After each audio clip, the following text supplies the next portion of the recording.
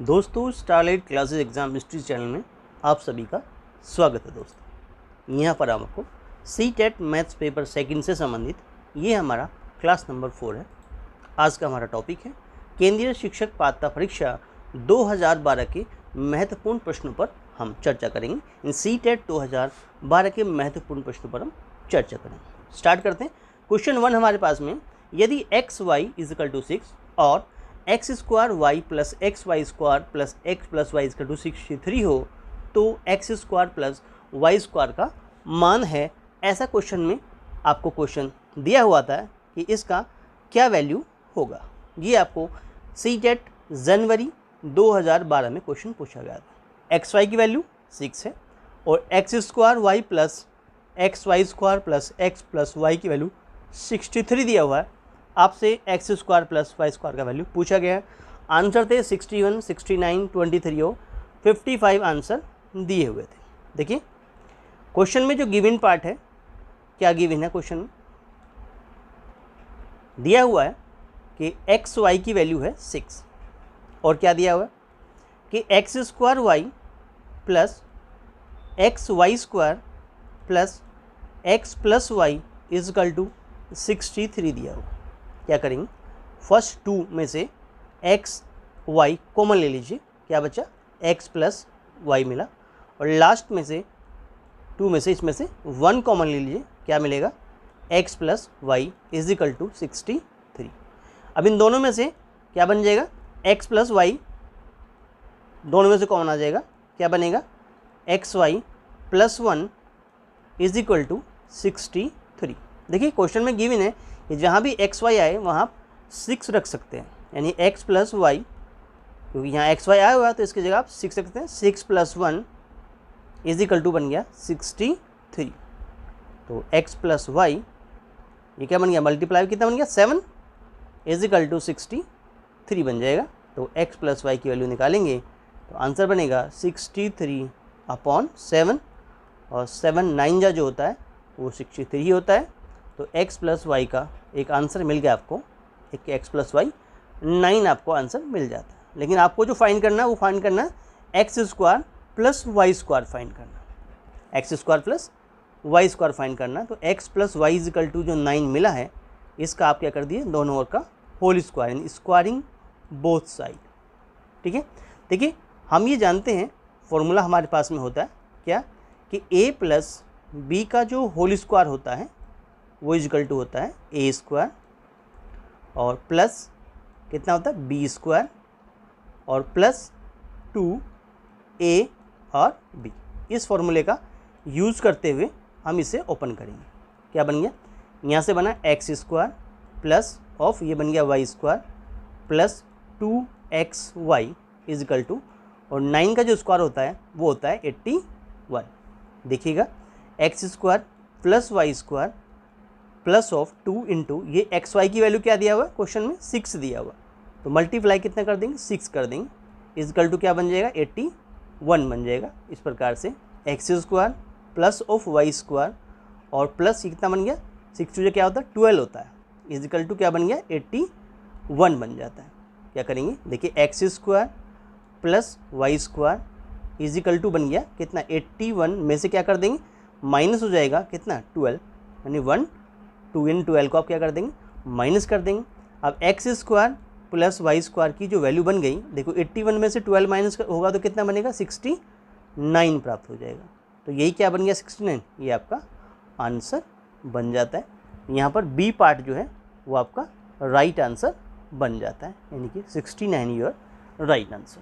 ठीक है, चलिए क्वेश्चन नंबर नेक्स्ट यानी क्वेश्चन नंबर 2 में चलते हैं। क्वेश्चन नंबर 2 आपको क्या दिया हुआ, क्वेश्चन नंबर 2 आपके पास में दिया हुआ कि एक फलों की बड़ी टोकरी में 3 संतरे, 2 सेब, 5 केले हैं। इनमें से यदि एक फल का यथाचित रूप से चयन किया जाता है तो इसमें से एक संतरे और एक केले होने की प्रायिकता क्या होगी। ये जनवरी 2012 में क्वेश्चन पूछा गया था। आंसर दिए हुए थे 7/8, 1/5, 4/5 और 1/2, ऐसे कुछ आंसर आपको दिखा रखे।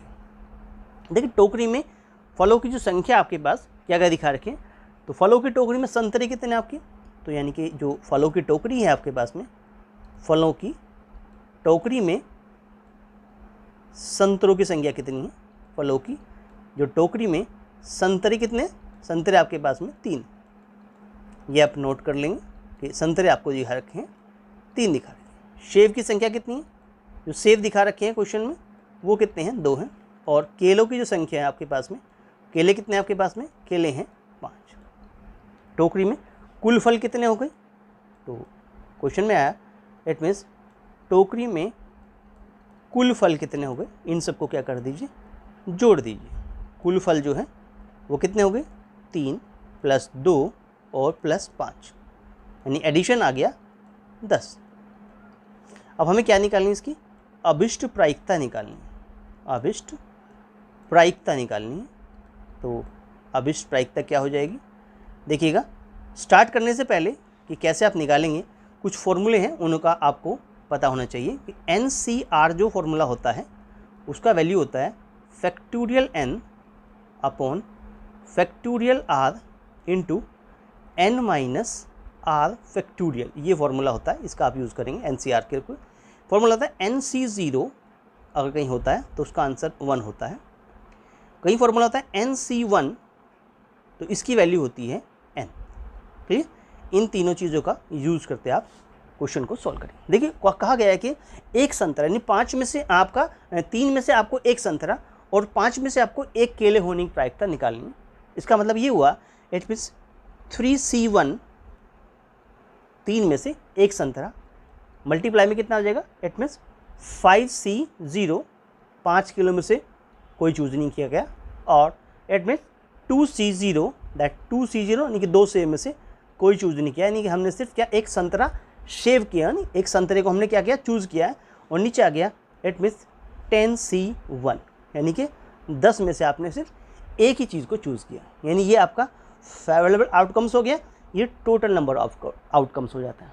प्लस दूसरी बात क्या आई, अब की बार आपने एक केले की प्रायिकता यानी 3C0, यानी यहाँ पर आप संतरे में से कुछ नहीं लेंगे, मल्टीप्लाई बाई कितना हो गया, इट मीन्स कितना 5C1, 5C1 केले में से आपने एक चूज़ किया, और मल्टीप्लाई 2C0 यानी सेब में से कोई चूज़ नहीं किया गया, टोटल ऑफ कितना 10C1, ये आपका टोटल आउटकम्स बन गया।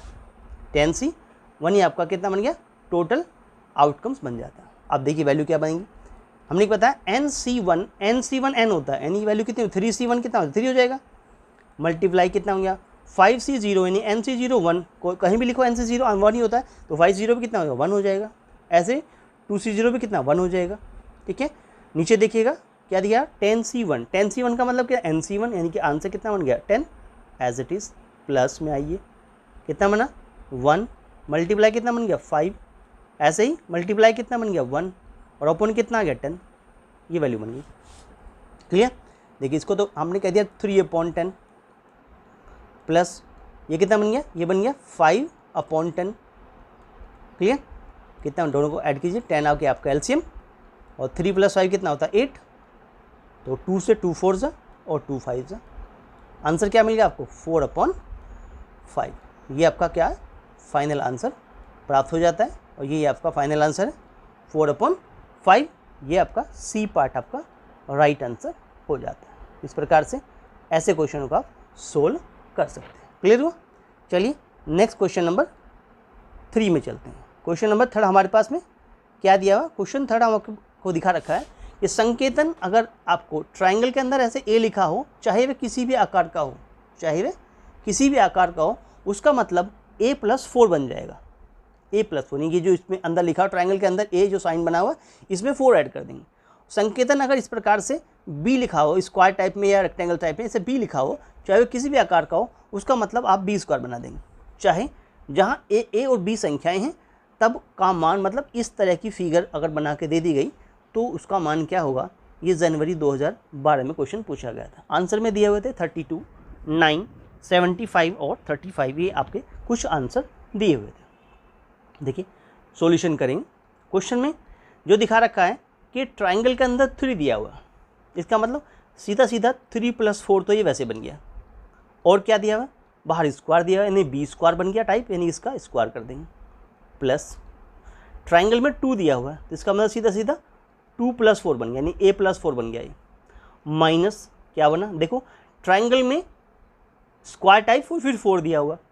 अगर वैसे नॉर्मल देखें तो इसका मतलब ये बनता है कि a + 4 तो ये बन गया, a + 4 तो ये बन गया, यहाँ कुछ a आएगा a + 4, लेकिन a के अंदर कितना है, स्क्वायर टाइप 4 है, तो इसका मतलब ये क्या बन गया, इट मीन्स 4 का स्क्वायर बन गया।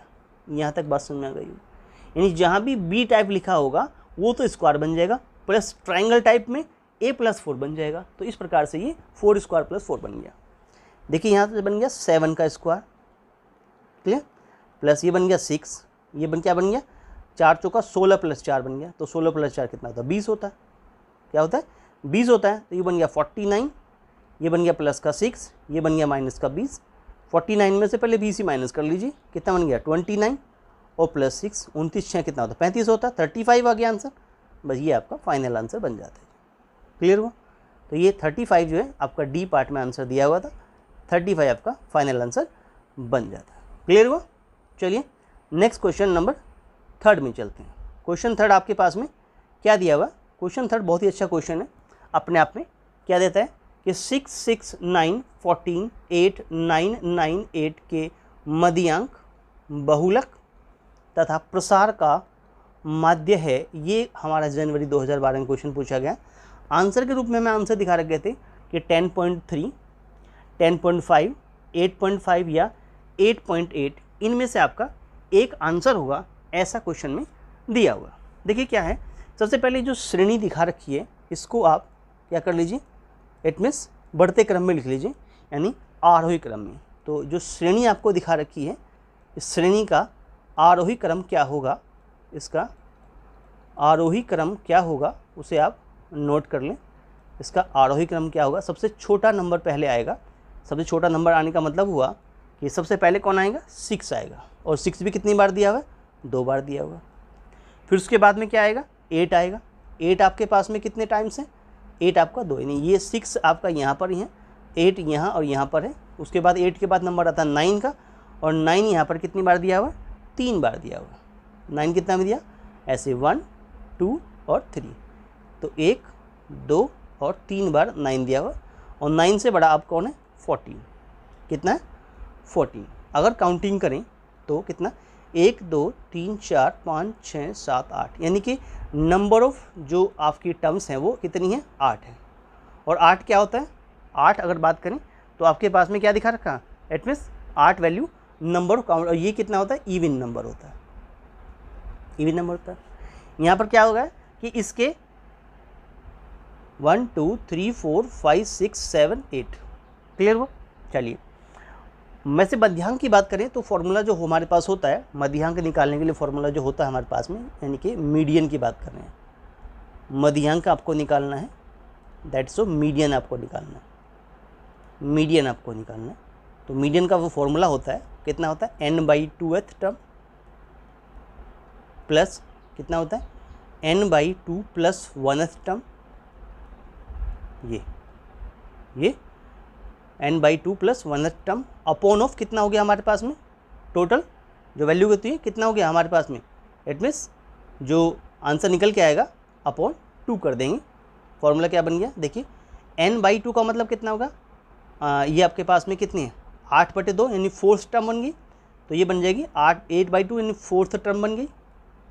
और प्लस अगली कितना है, 4th + 1, यानी कि अगली बन जाएगी 5th टर्म, और अपॉन कितना बन गया 2, तो 4th + 5th टर्म जो आपको बनी है उसको क्या कर देंगे, डिवाइड बाई, ये भी आपका टर्म ही है, बाई 2 कर देंगे।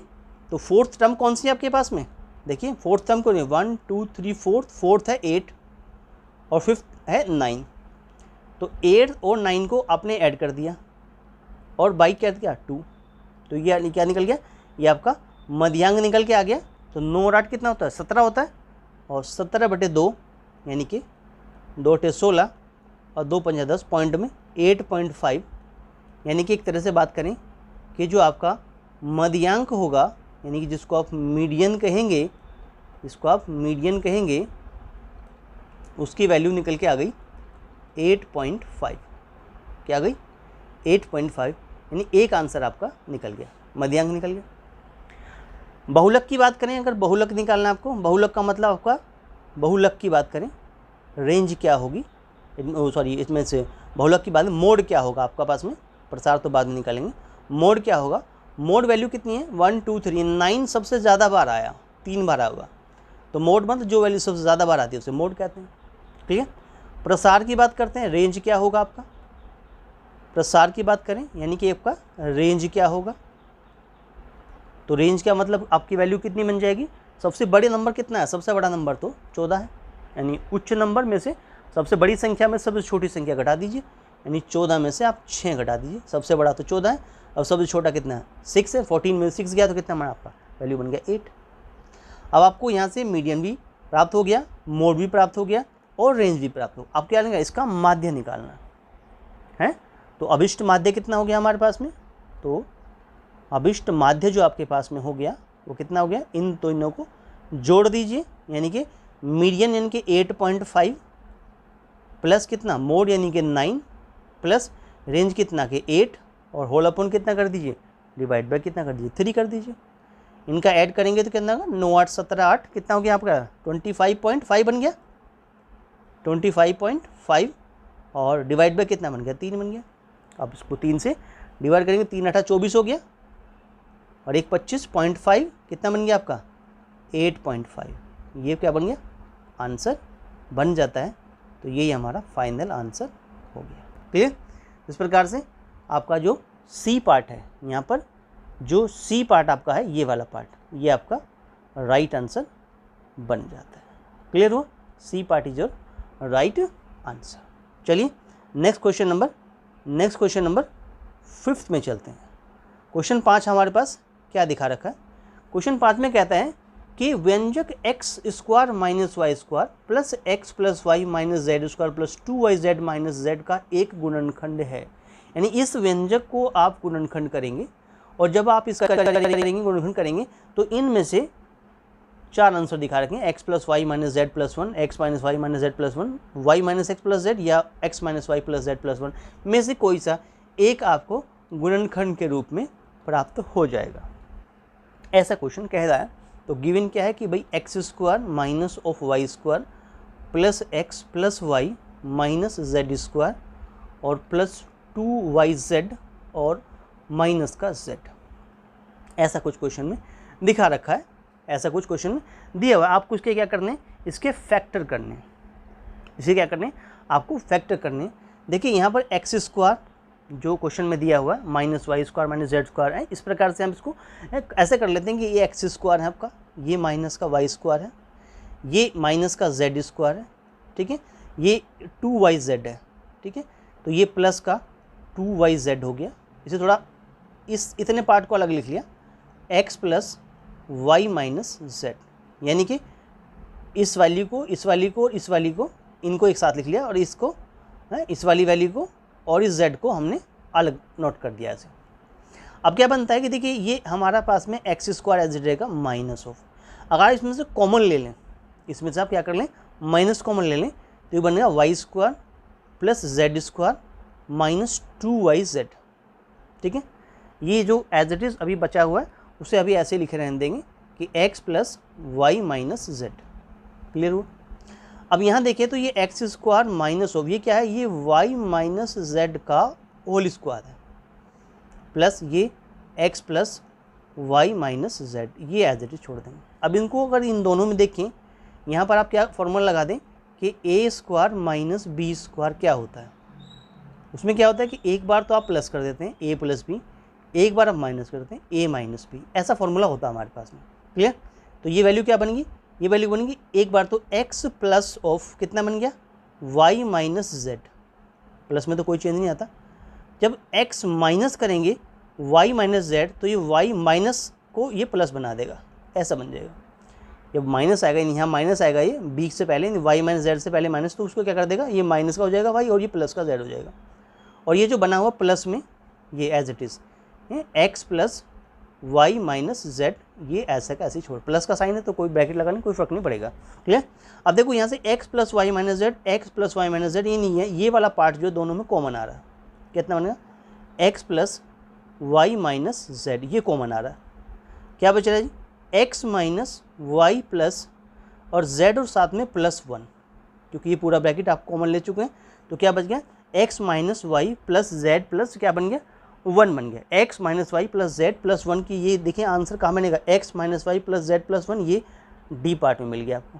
तो ये आपका एक गुणनखंड जो है वो मैच कर जाता है, इट मीन्स ये आपका आंसर बन जाता है। क्लियर हो? चलिए नेक्स्ट क्वेश्चन नंबर 6 में चलते हैं। क्वेश्चन 6 आपके पास में क्या दिया हुआ, ये कहता है कि दो धनात्मक संख्याएं x और y क्या है, व्युत्क्रमानुपाती हैं, रेसिप्रोकल हैं। यदि x में 10% की वृद्धि होती है, x में कितने की वृद्धि होती है 10% की, तब y में कमी होगी। ये CTET जनवरी 2012 में क्वेश्चन पूछा गया था।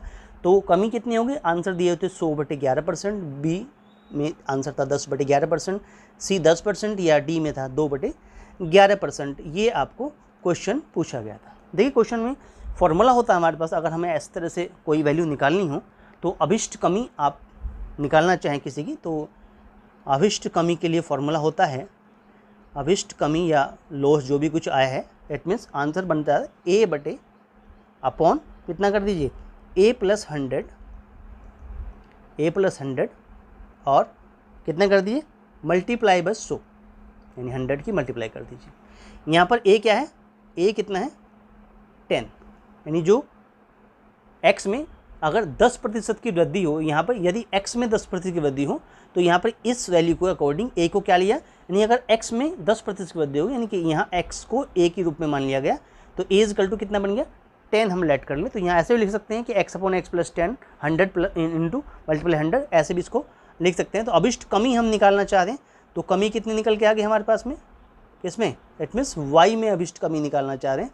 तो उसलिए हमारे पास आंसर बन जाएगा कि 10/10 प्लस कितना 100 और मल्टीप्लाई बाई कितना हो गया 100 एज इट इज़।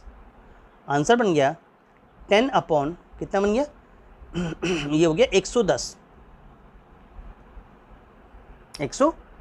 हमारे पास में, और मल्टीप्लाई बाई कितना बन गया ऊपर 100 बन गया। यहाँ से आप एक 0 हटा सकते हैं, तो कितना वैल्यू बन गया 100/11। क्लियर?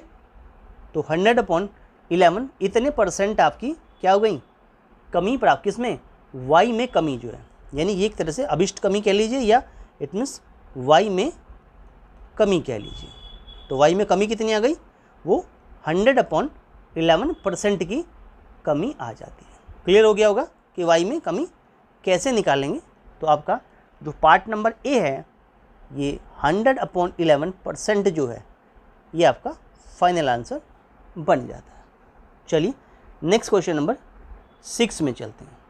क्वेश्चन नंबर 6 हमारे पास में क्या दिया हुआ है, क्वेश्चन 6 दिया है कि वह छोटी से छोटी संख्या जो पूर्ण वर्ग हो तथा किससे 10, 12, 15 और 18 से भी विभाज्य हो, इनसे भी क्या हो विभाज्य हो, क्या होगी।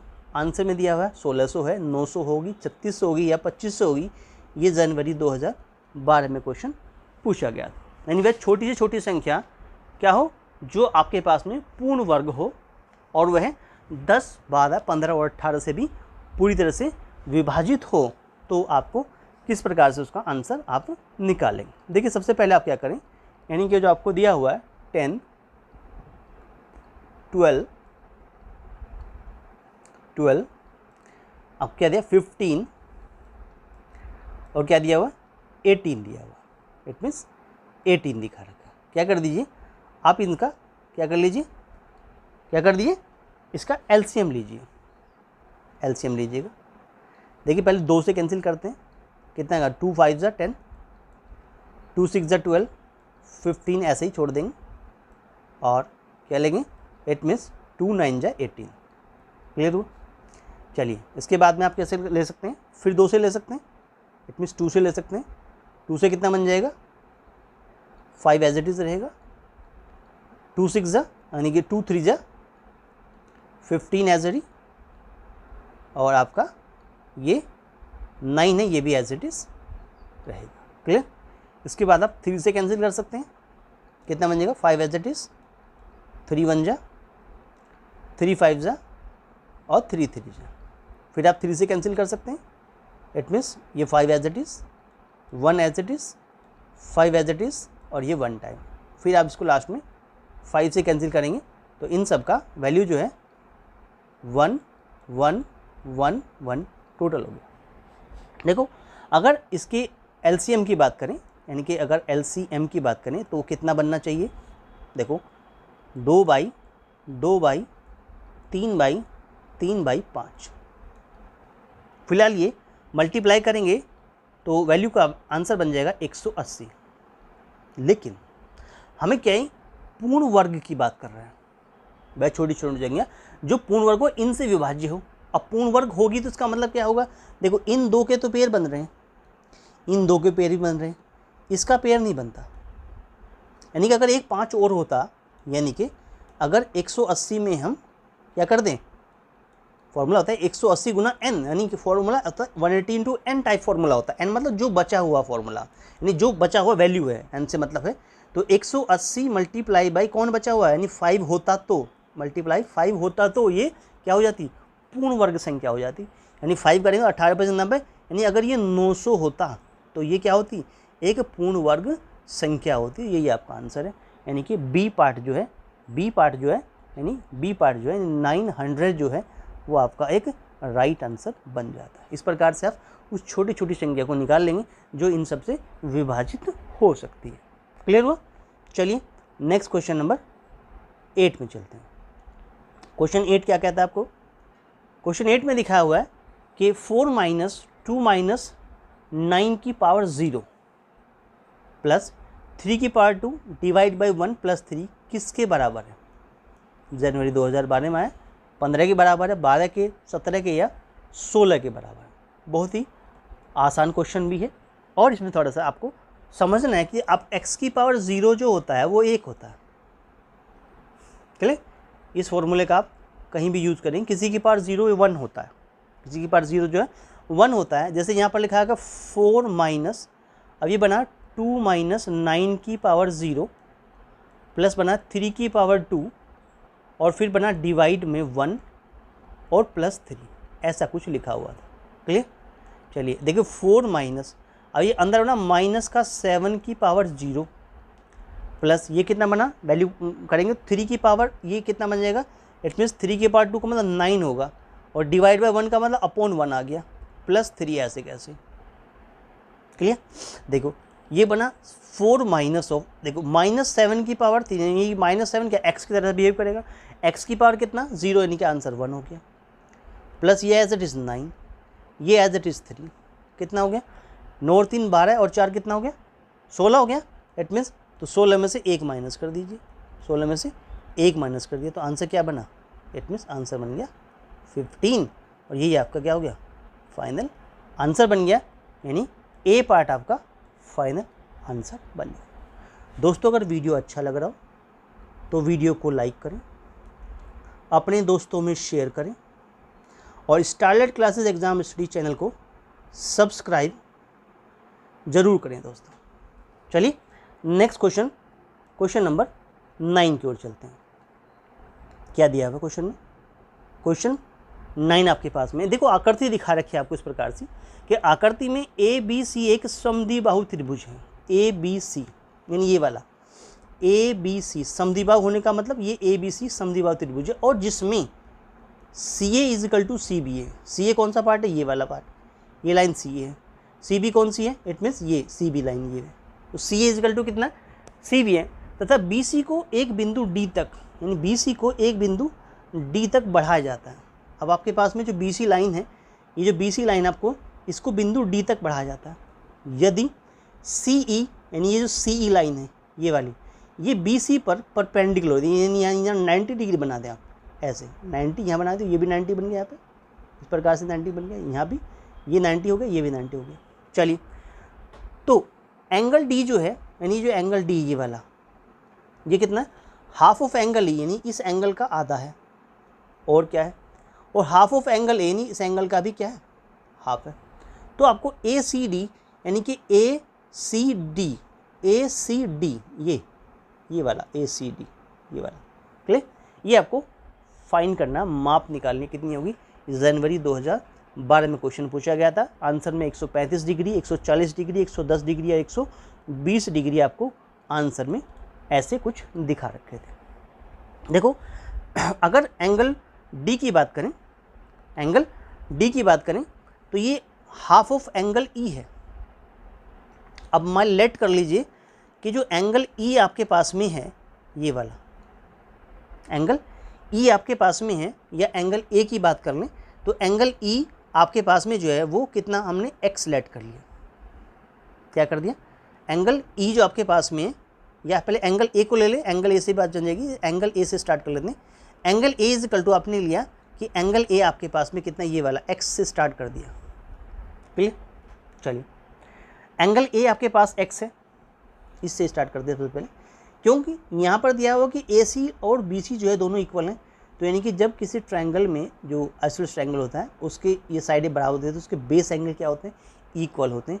तो यानी ये दोनों एंगल कैसे हो गए, एंगल दोनों इक्वल हो गए। अब देखो क्वेश्चन के अकॉर्डिंग यहाँ से वैल्यू जो बनेंगी हमारे पास में, किस में, ECD ट्रायंगल की बात, इसमें बात करेंगे एज इट इज़। ये अगर ये आपका x है value, clear, as it is यहाँ is equal to angle E लिख दीजिए, यानी ये भी क्या होगा, x होगा।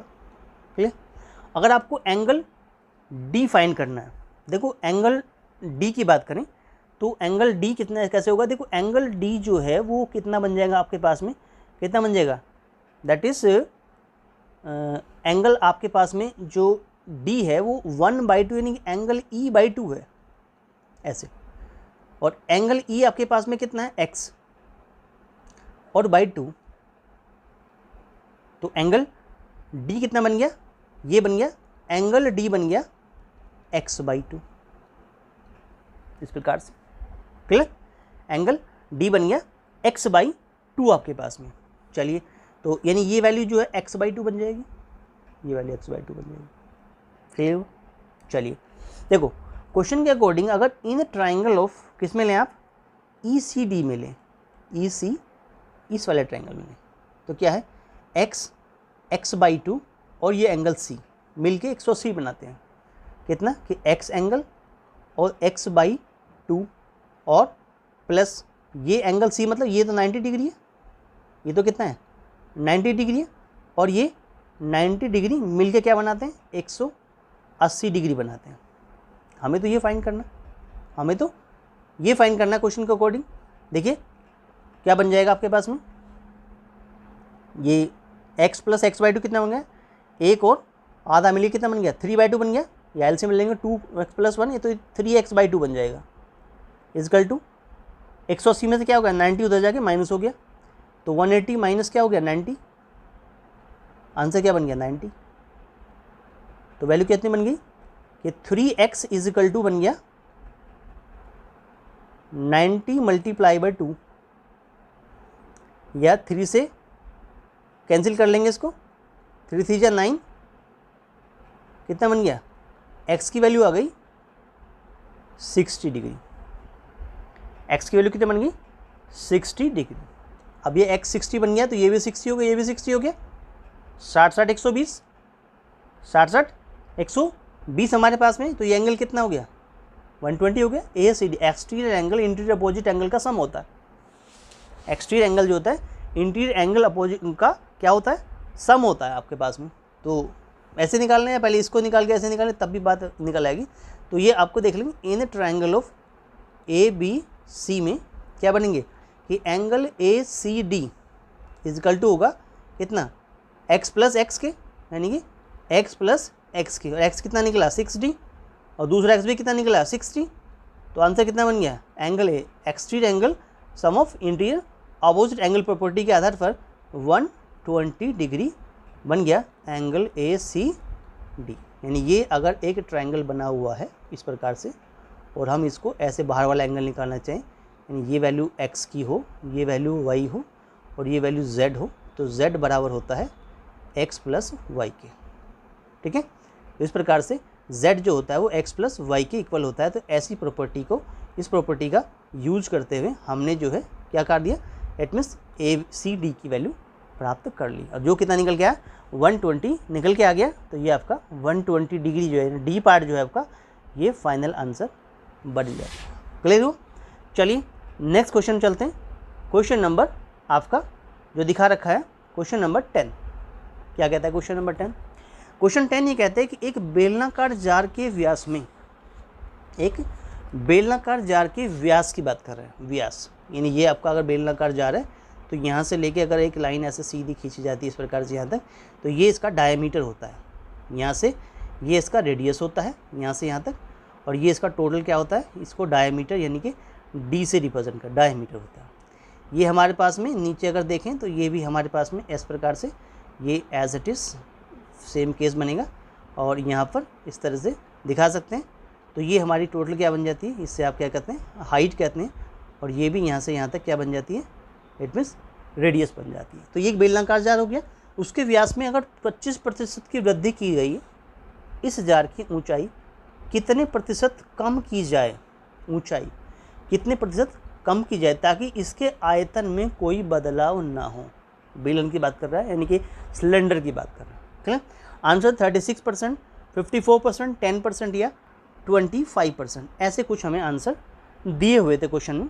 देखिए उस जार की ऊंचाई में x% की कमी और व्यास में कितना, इट मीन्स 25% की वृद्धि की गई हो, तो त्रिज्या में भी 25% की वृद्धि क्या हो जाती है, हो, तब पुराना आयतन और नया आयतन दोनों क्या हो जाते हैं, बराबर हो जाएंगे।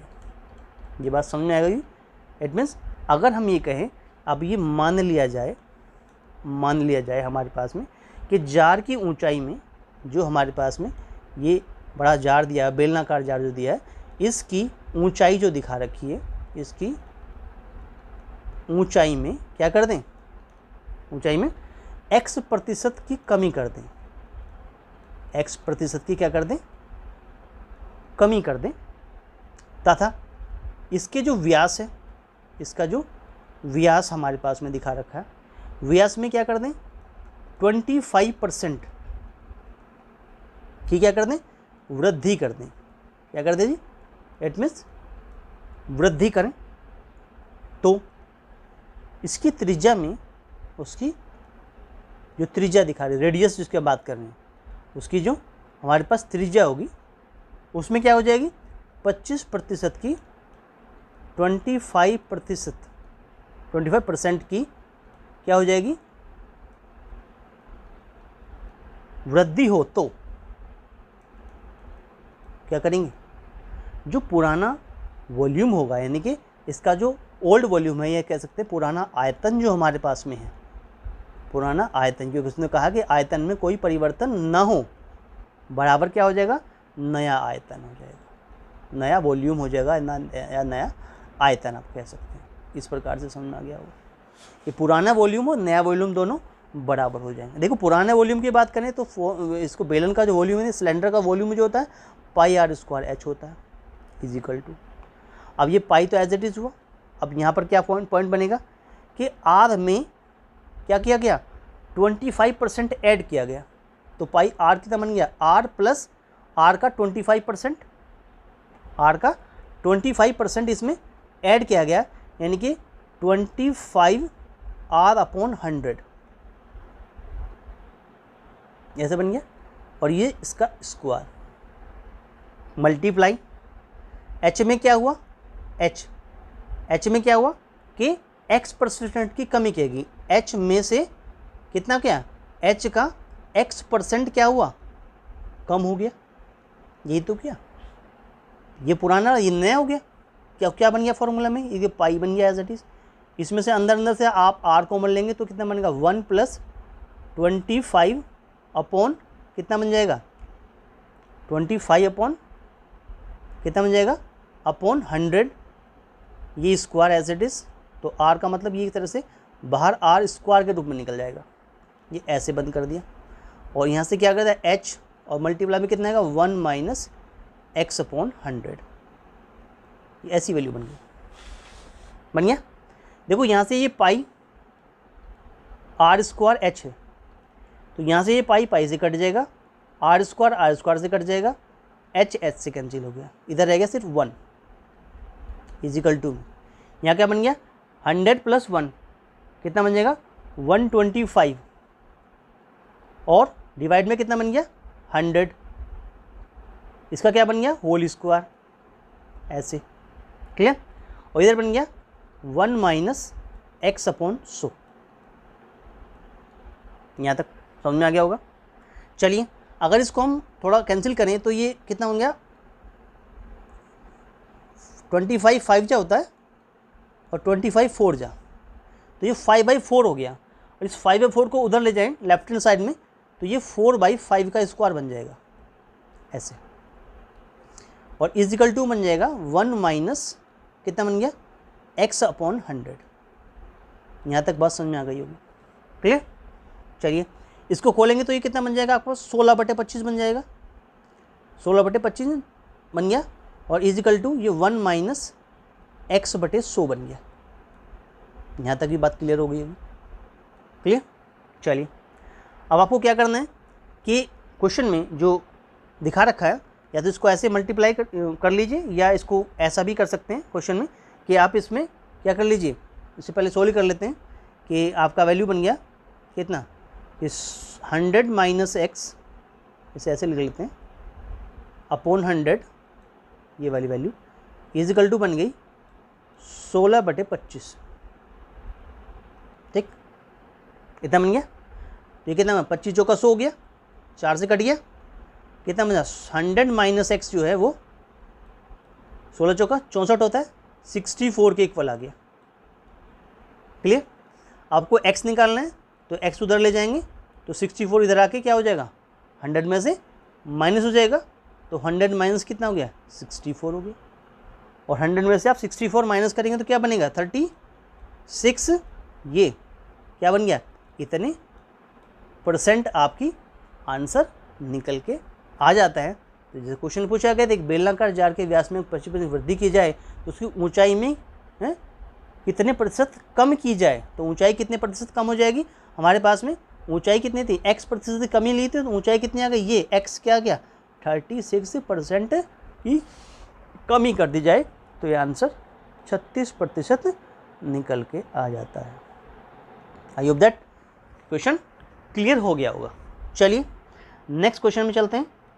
क्वेश्चन नंबर हमारे पास में 11 क्वेश्चन, बहुत ही प्यारा क्वेश्चन है। क्वेश्चन नंबर 11 भी क्या दिया हुआ था क्वेश्चन 11 में, यहाँ पर कुछ वैल्यू बता रखी हैं क्वेश्चन 11 में। यदि a को क्या कहा जाए 3/4 डिवाइड बाई 5/6 कहा जाए, a को ऐसा कहा जाए, b इक्वल टू हो जाए 3 - 4 डिवाइड बाई 5 और डिवाइड बाई 6, और c को a 3 divide by 4 divide by 5 और डिवाइड बाई 6 कहा जाए, और d को 3 डिवाइड बाई 4 और ब्रैकेट में 5 डिवाइड बाई 6 हो। तो यानी कुछ वैल्यू दिखा रखी हैं।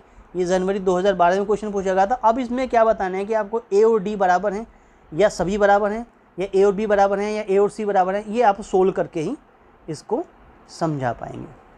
ठीक है, चलिए पहले a की बात करते हैं। तो a में आपको जो दिखा रखा है वो दिखा रखा है 3/4 और डिवाइड में दिखा रखा है 5/6। देखो इसको हम मल्टीप्लाई में कन्वर्ट कर देंगे तो ये बन जाएगा 6/5, ऐसा कुछ वैल्यू बन जाएगा, 6/5 वैल्यू बन जाएगा। तो 2 2 जा और 2 3 जा, तो आंसर बन गया 9/10। यानी ये तो आंसर ए का आंसर आ गया, कितना बन गया 9/10। ये बात यहाँ तक क्लियर हो गई, ए हमने अलग से नोट कर लिया। चलिए अब बी को देखते हैं। बी का आंसर क्या दिखा रखा है, बी कहता है 3 डिवाइड बाई, और ब्रैकेट में क्या दिया है 4 डिवाइड बाई 5, यानी कि 4/5 कर लें, और फिर डिवाइड दिखा रखा 6, तो इसको मल्टीप्लाई कर दें, कितना बन जाएगा 1/6 बन जाएगा। ऐसा कुछ अंदर अंदर हमने इसको सोल्व कर दिया। चलिए अच्छा, अब इसमें क्या करते हैं, ये वैल्यू कितनी बन गई अंदर अंदर से वैल्यू देखें तो 3 डिवाइड बाई ये बन गई 4/, इसको थोड़ा सा और सोल्व कर लें, अंदर अंदर से सोल्व हो जाएगा। ये वैल्यू कितना हो जाएगा, इट मीन्स 2 2 जा और 2 3 जा, तो ये वैल्यू बन गया 2/15, 2/15 ऐसे बन गया, वैल्यू बन गया 2/15। तो इसको वैल्यू बना लेंगे तो कितनी बन जाएगी ये 3 मल्टीप्लाई बाई 15/2 हो जाएगी। तो ये कितनी 45/2। ये किसका आंसर है? ये आंसर बन गया बी का आंसर बन गया 45/2। 45/2 ये आपका बी का आंसर बन जाता है। अब आप देखते हैं सी में क्या दिया हुआ है। देखिए सी आपके पास में जो दिखा रखा है वो कितना दिया हुआ 3 डिवाइड बाई, सी के अंदर 3 डिवाइड बाई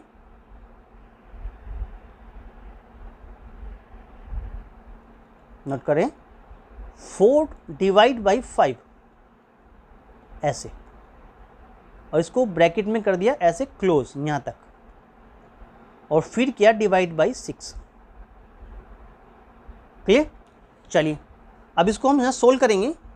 तो सी के अकॉर्डिंग आप देखें तो यहाँ पे जो वैल्यू है 3 के साथ में 4/5, यानी ये 4/5 बन जाएगा, और ये जिसके साथ डिवाइड में है तो इसका मतलब सीधा सीधा वैल्यू बना लें तो ये आंसर बन जाएगा ऐसे 3 मल्टीप्लाई बाई 5 और बाई 4 ये बन जाएगा, और इसके साथ में डिवाइड बाई 6 भी है ये। तो इस डिवाइड बाई 6 को हम एज इट इज़ यहाँ लिख लेते हैं फिलहाल, ये नीचे आ जाएगा 1/6 बन जाएगा। तो ये बन जाएगा हमारे पास में कितना, इट मीन्स एक तरह से 3 मल्टीप्लाई बाई 5 और नीचे बन जाएगा 4 मल्टीप्लाई बाई 6।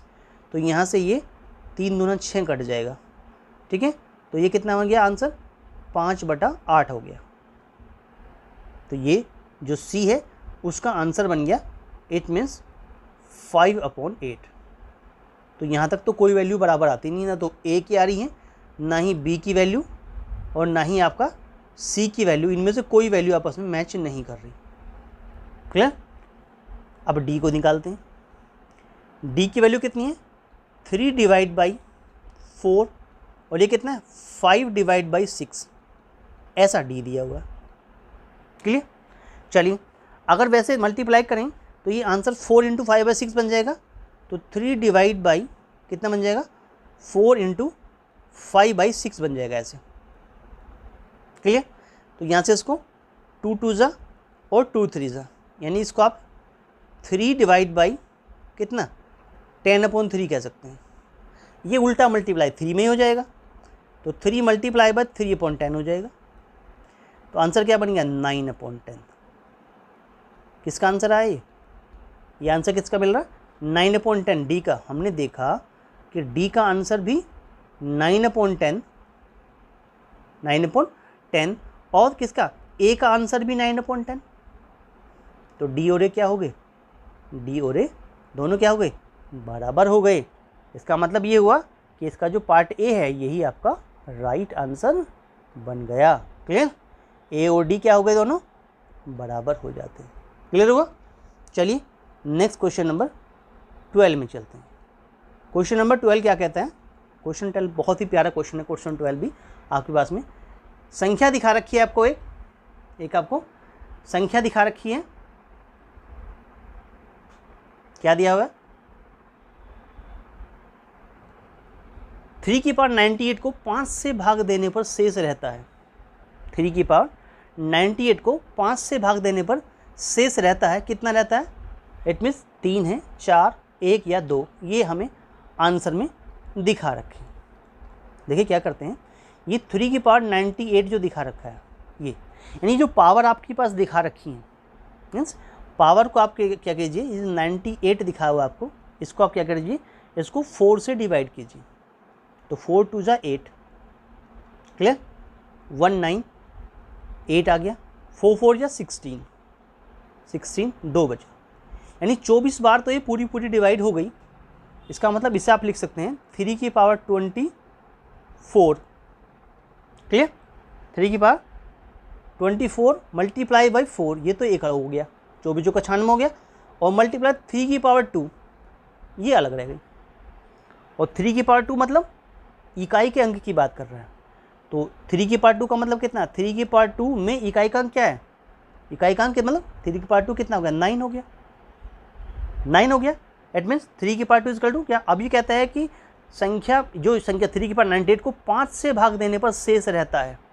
अब इसका मतलब ये जो आपका इकाई का अंक बना है, ये जो आपका इकाई का अंक बना है, कौन बना है इकाई का अंक बना है हमारे पास में, इट मीन्स कौन, जो इकाई का अंक बना है हमारे पास में वो कितना बना है, 9 बना है। इकाई का जो अंक हमारे पास में बना है वो कितना बना है, 9 बना है। तो इस इकाई के अंकों को आप क्या करेंगे, 5 से क्या करेंगे, डिवाइड करेंगे। 9 को 5 से आपने डिवाइड किया तो 5 1 जा 5 बना, क्या बना 4।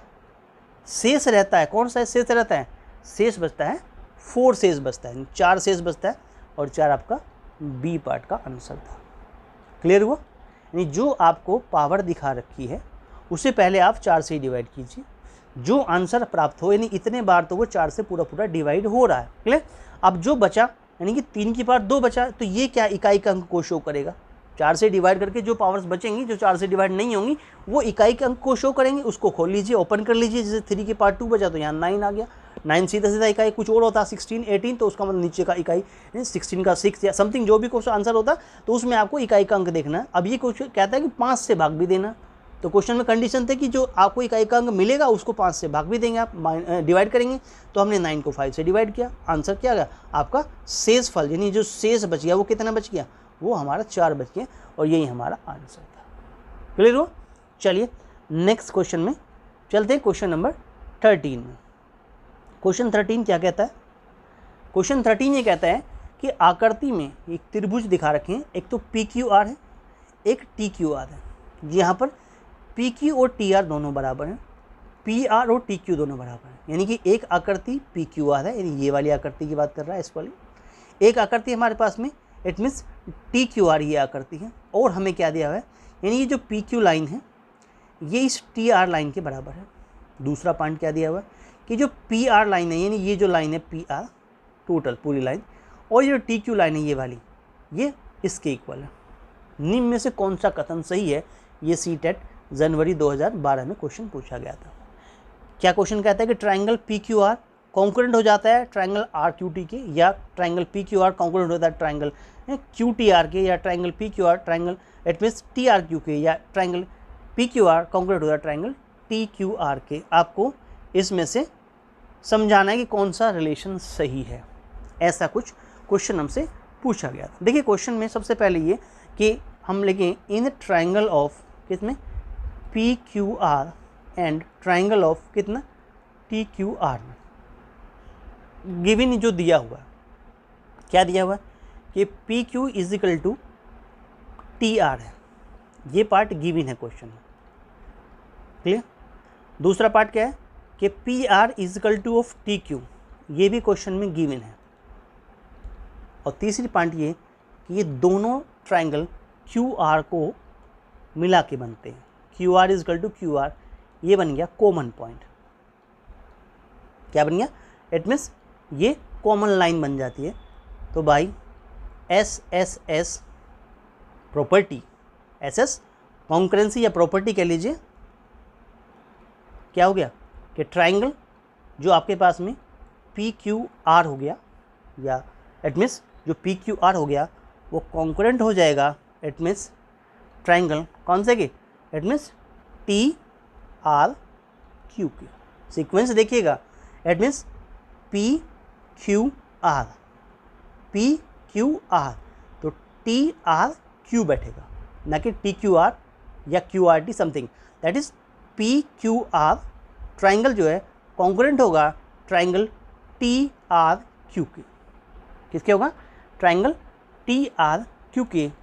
तो पार्ट नंबर आपका जो C है that is PQR congruent to triangle, it means TRQ के, ये आपका राइट आंसर बन जाता है। दोस्तों अगर वीडियो अच्छा लग रहा हो तो वीडियो को लाइक करें, अपने दोस्तों में शेयर करें, और starlight classes exam study channel को सब्सक्राइब ज़रूर करें दोस्तों। चलिए नेक्स्ट क्वेश्चन नंबर 14 में चलते हैं। 14 क्वेश्चन क्या है, 14 क्वेश्चन आपके पास में दिखा रखा है कि दो धनात्मक संख्याएं, यानी क्वेश्चन में दो धनात्मक संख्याएं दिखा रखी हैं। उन संख्याओं में क्या कहा है कि दो धनात्मक संख्याएं का योगफल 63 है। यदि उनमें से एक संख्या x दूसरी संख्या की दुगनी हो, समझिएगा, एक संख्या x दूसरी संख्या की दुगनी हो, तब समीकरण इनमें से कौन सा होगा। अब नवंबर 2012 के क्वेश्चन स्टार्ट हो गए हैं, जनवरी 2012 तक के क्वेश्चन हमने जो लिए थे वो कंप्लीट हो गए इसमें। अब ये महत्वपूर्ण क्वेश्चन स्टार्ट हुए हैं, इट मीन्स नवंबर 2012 के क्वेश्चन आपके पास में। तो ये कुछ समीकरण थी, x minus 33/x equal to x upon 63 minus x equal to 2, या x upon x minus 63 equal to 2, या 63 minus x upon x equal to 2। ये कुछ हमारे पास इस तरह की इक्वेशन हमें क्वेश्चन में दिखा रखी, सही इक्वेशन बतानी थी कौन सी होगी। देखो माना पहली संख्या जो है यहाँ पर मान लेते हैं, जो हमारी पहली संख्या है उसे आप x मान लेते हैं।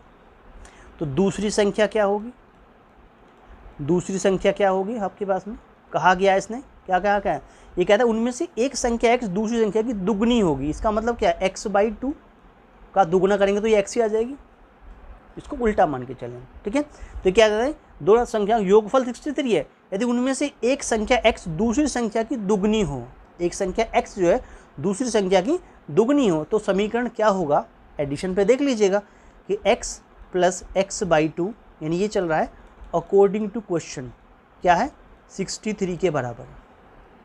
अगर आप इसमें x/2 निकालें तो क्या बन जाएगा, x/2 निकालें तो 63 माइनस x बन जाएगा। अगर 2 को उधर ले जाएं और 63 माइनस x को इधर लें तो कितना बन जाएगा हमारे पास में, x upon 63 minus x equal to क्या बन जाएगा, 2 बन जाएगा। हमें इजिकल टू 2 में इक्वेशन बनानी थी, इजिकल टू 2 में इक्वेशन को कन्वर्ट करना था, तो ये हमारा आंसर बन जाता है। तो ये आंसर किसको मैच कर रहा है, x अपॉन 63 माइनस x क्या, ये वाला पार्ट बी पार्ट को मैच कर रहा है। ध्यान से समझिएगा, ये आपका आंसर सेकंड बन जाता है। क्लियर। चलिए नेक्स्ट क्वेश्चन नंबर 15 में चलते हैं। क्वेश्चन 15 ये भी बहुत अच्छा क्वेश्चन है। क्वेश्चन नंबर 15 क्या कहता है कि 3 इंटू 10 की पावर 5 प्लस 4 इंटू 10 की पावर 3 और प्लस 7 इंटू 10 की पावर 2 और प्लस 5 अगर आपस में ऐड करते हैं इनको तो ये आंसर क्या देगा, इनमें से कौन सा आंसर आपका होगा। नवंबर 2012 में क्वेश्चन पूछा गया था, ये नवंबर 2012 में क्वेश्चन पूछा गया था। देखिए क्वेश्चन में क्या लिखा हुआ है, 3 मल्टीप्लाई 10 की पावर 5 और प्लस में है 4 मल्टीप्लाई बाई 10 की पावर 3 और प्लस में 7 मल्टीप्लाई बाई 10 की पावर 2 और प्लस में 5, यानी कि 3 इंटू इसके आगे 1 2 3 4 5, ऐसे 4 इंटू 1 के आगे 1 2 3 और 7 इंटू 1 के आगे 2 0 और प्लस 5, मतलब ये वैल्यू ऐसे बन गई, 3 के आगे 1 2 3 4 5। इस तरह से हम इसको क्या करते हैं, इस तरह से हम इसको बना लेते हैं, इसमें ये वैल्यू हमारी बन जाती है इस तरह से। तो ये आपके पास में आंसर बन गया इस प्रकार से, प्लस ऑफ कितना बन गया, प्लस ऑफ क्या वैल्यू बन गई, प्लस ऑफ कितना बन गया, यहाँ से देखेंगे कि वैल्यू आपकी क्या बन जाएगी। इसको थोड़ा हम ले लेते हैं, ये इंक नोट कर लेते हैं, इंक आपकी ये बन गई, प्लस बन गया कितना, 4 के आगे 1 2 3 0 और प्लस 700 और प्लस 5। अगर इनको आप ऊपर नीचे ऐसे रख के नॉर्मल ऐड भी करें तो 1 2 3 4 5 और ये वैल्यू लिखेंगे तो कितना होगा 1 2 3 और इसके बाद 4 आ जाएगा। फिर आप इसको ऐड करेंगे तो ये ऐसे 7 आ जाएगा और यहाँ ऐसे सीधा सीधा 5 आ गया। तो एडिशन किया आपने कितना, 5 तो एज इट इज़ आ गया, 0 का 0 आ गया, 7 का 7 आ गया, 4 का 4 आ गया, 0 आ गया और 3 आ गया। अब देखिए मैच करें आंसर, कौन सा आंसर मैच करता है, 304705 304705 30, ये पहले वाला आंसर ठीक हो गया। तो 304705 यही आपका फाइनल आंसर बन जाता है। क्लियर हुआ। चलिए नेक्स्ट क्वेश्चन में चलते हैं, क्वेश्चन नंबर 16 में। बहुत ही अच्छा क्वेश्चन है क्वेश्चन नंबर 16। क्वेश्चन नंबर 16 क्या दिखा रखा है, संख्याओं 5.02 5.18 5.12 5.007 और 5.018 के माध्य और माध्यिका का योगफल क्या होगा। नवंबर 2012 में बहुत ही प्यारा क्वेश्चन था, बहुत बढ़िया क्वेश्चन दिया हुआ था कि इनके इट मीन्स माध्य और माध्यिका का योगफल क्या होगा। देखो जो संख्याएं दिखा रखी हैं, योगफल क्या होगा, आंसर थे 10.71, 10.89, 10.00089, 10.73, यानी 10.089 हो 10.73 कुछ आंसर हमें दिखा रखे थे। ठीक है, चलिए तो जो संख्याएं हमारे पास में हैं क्या क्या दिखा रखी हैं, संख्याओं का पहले आप कर दिए, इनका आरोही क्रम लिख लीजिए। संख्याओं का आरोही क्रम आपके पास में, यानी कि संख्याओं को आप बढ़ते हुए क्रम में लिख लीजिए या घटते हुए क्रम में लिख लीजिए, एज इट इज़, जैसे भी आप लिखना चाहें, क्वेश्चन ऐसे ही आपका बनता चला जाएगा। चलिए, अच्छा, संख्याओं का आरोही क्रम लिख लीजिए, संख्याओं का अवरोही क्रम लिख लीजिए, जैसे भी आप लिखना चाहेंगे वो एज इट इज़ वैल्यू बन जाए। संख्याएं जो आपको दिखा रखी हैं वो किस तरह से बन जाएंगी, इट मीन्स 5 पॉइंट, इसको संख्याओं का अवरोही क्रम लिख लीजिए। इसमें देखो अवरोही क्रम क्या होगा, अवरोही क्रम क्या बनेगा आपके पास में, 5.007, 5.007, फिर क्या बनेगा, इट मीन्स 5.018, 5.007 ये रहा, 5.018 ये रहा। ठीक है, उसके बाद में नेक्स्ट जो वैल्यू बनेगी वो 5.02, 5.02, और फिर वैल्यू बन गई 5.12, और फिर वैल्यू बन गई 5.18।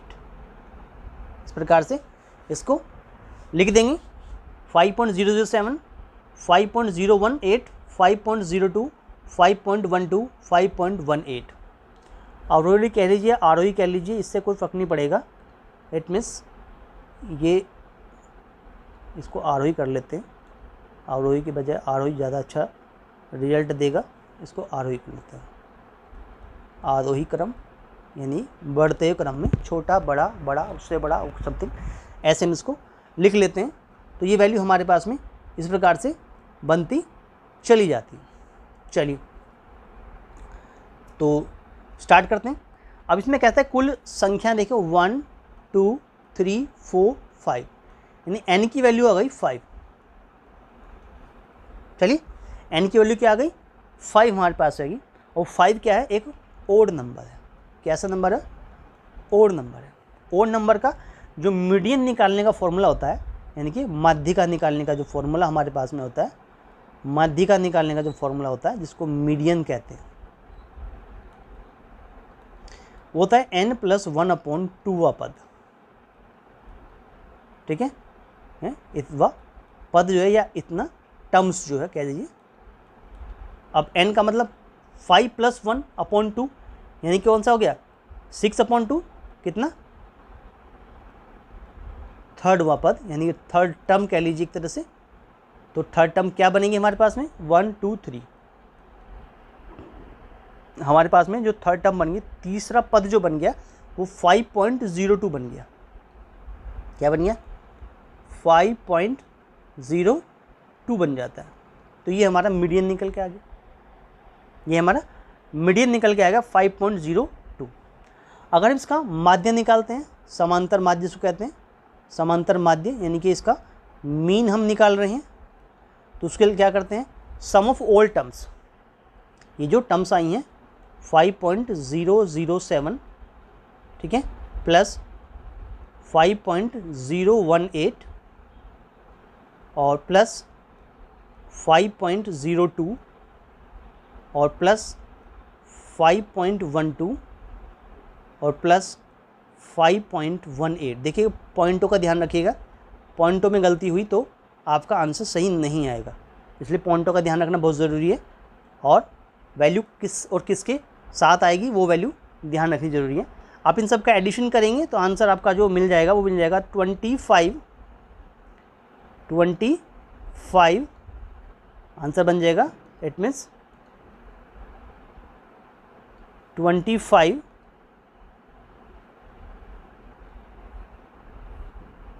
इसको अभी नोट कर लेते हैं, ये वैल्यू इंक पेन नोट कर लेते हैं। ये वैल्यू क्या बन गई 25.345 ऐसे। और डिवाइड बाई 5, एडिशन करेंगे तो ये आंसर 25.345 आ जाएगा। डिवाइड कर लीजिए, 5 5 जा 25, पॉइंट 0 तार लेंगे, 5 6 जा 5 9 जा, ये आपका मीन निकल के आ गया। क्वेश्चन के हिसाब से आपको इनका क्या चाहिए, योगफल चाहिए। क्या चाहिए, इट मीन्स योगफल चाहिए। किस किस का चाहिए, मीन और मीडियन का योगफल चाहिए, यानी कि जो मीन निकला है यानी जो माध्य निकला है प्लस जो मीडियन प्राप्त हुआ है, यानी कि आपकी माध्य जो प्राप्त हुई है उन सब का आपको क्या चाहिए, एडिशन चाहिए। तो ये आपका आंसर जो मिल गया कितना बन गया, 5.02 और 5 पॉइंट कितना है 5.069 मीन लिख लिया पहले, प्लस और 5.02 इन दोनों को क्या कर दिया हमने, ऐड कर देते हैं। तो हमारा जो फाइनल आंसर बन के आएगा कितना आ जाएगा, इट मीन्स 9 8 और कितना बन गया 5 5 10 0 पॉइंट कितना बन गया, दैट इज़ 10। तो 10.089 ये हमारा फाइनल आंसर बन जाता है। आई होप दैट कि क्वेश्चन समझ में आ गया होगा। तो C part is your right answer, 10.089 आपका सही आंसर बन जाता है। क्लियर। चलिए नेक्स्ट क्वेश्चन नंबर 17 में चलते हैं। क्वेश्चन नंबर 17 क्या कहता है, ये कहता है अगर 0.33 डिवाइड बाई 0.11 को प्रतिशत के रूप में व्यक्त करने पर प्राप्त होता है। नवंबर 2012 में क्वेश्चन पूछा गया था कि 30% होता है, 300% होता है, 1/300% होता है या 1/3% होता है। ये हमारे पास में आंसर दिए हुए थे। देखो दी गई संख्या को प्रतिशत के रूप में व्यक्त करने के लिए आपको क्या है कि 0.33 डिवाइड बाई, डिवाइड मतलब अपॉन 0.11 और इसका प्रतिशत मतलब 100 से मल्टीप्लाई कर दीजिए। पॉइंट से तो पॉइंट कट गया, 11 3 जा 33 और 3 गुना कितना बन गया 100, 3 गुना 100 मतलब कितना बन गया 300%। बहुत इजी क्वेश्चन था, आंसर निकल गया। B part is your right answer बन गया। क्लियर। चलिए नेक्स्ट क्वेश्चन नंबर 18 में चलते हैं। क्वेश्चन नंबर 18 क्या है हमारे पास में, ये कहता है दो वर्गों की भुजाएं क्रमशः x सेंटीमीटर तथा 2x + 1 सेंटीमीटर है यदि उनके परिमापों का योगफल, देखो परिमाप की बात कर रहा है, परिमापों का योगफल 100 सेंटीमीटर है तो उनमें से बड़े वर्ग का क्षेत्रफल सेंटीमीटर स्क्वायर में कितना होगा। नवंबर 2012 में क्वेश्चन पूछा गया, 225 होगा, 289 होगा, 64 होगा या 81 होगा, ये हमें निकालना है। क्लियर हुआ, यहाँ तक समझ में आ गया होगा। चलिए देखो दो वर्गों की भुजाएं यानी कि एक वर्ग और दूसरा है आपका 2x + 1 आपके पास में, तो दो वर्गों की भुजाएं जो आपको दिखा रखी हैं वो वर्गों की भुजाएं यानी कि दो वर्गों की जो भुजाएं हैं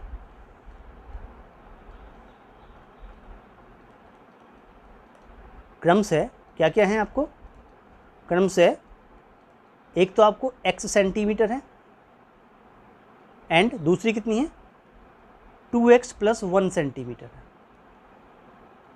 परिमाप की बात करें तो परिमाप की बात करें, अगर एक वर्ग हमारे पास में ये एक वर्ग दिया हुआ जिसके पास में x सेंटीमीटर है, एक ये वर्ग है जिसमें थोड़ा सा हम 2x + 1 ले रहे हैं यानी ये वैल्यू 2x + 1 होती, तो परिमाप क्या कहता है 4x और 4 × 2x + 1 और इनका योगफल दिखा रखा 100। तो अकॉर्डिंग टू क्वेश्चन क्या बन जाता कि 4x और 4 × 2x + 1 परिमाप जो है मिल के कितना आता 100 बन जाता। जो वर्ग का परिमाप होता 4 × साइड होता, वर्ग का जो परिमाप होता है कितना होता है, इट मीन्स 4 × साइड होता है, 4 × साइड यानी 4 गुना भुजा होता है। ठीक है। चलिए तो ये तो कितना बन गया 4x बन गया, प्लस 4 2 कितना बन गया 8x बन गया और प्लस 4 = 100। यहाँ तक पहुँच गया। चलिए 8 4 12 उधर जाके 4 माइनस हो गया तो ये वैल्यू कितनी बन गई है हमारे पास में, ये तो 12x हो गया और ये कितना बन गया 100 माइनस 4 यानी कि 96 बन गया। -4 कर देंगे तो ये कितना गया 96 बन गया। क्लियर। और 12 8 होता है 96 यानी कि 12x बराबर अगर 96 है तो x की वैल्यू कितनी बन गई, x की वैल्यू बन गई 96/12 और 12 8 जा यानी x की वैल्यू कितनी आ गई 8 सेंटीमीटर आपकी वैल्यू आ जाती है। यहाँ तक बात समझ में आ गई। तो बड़े वर्ग की भुजा कितनी होगी, तो हमारे पास में जो बड़ा वर्ग है यानी कि बड़े वर्ग की भुजा जो आपके पास निकलेगी वो क्या निकलेगी, इट मीन्स 2x + 1 है, 2x + 1।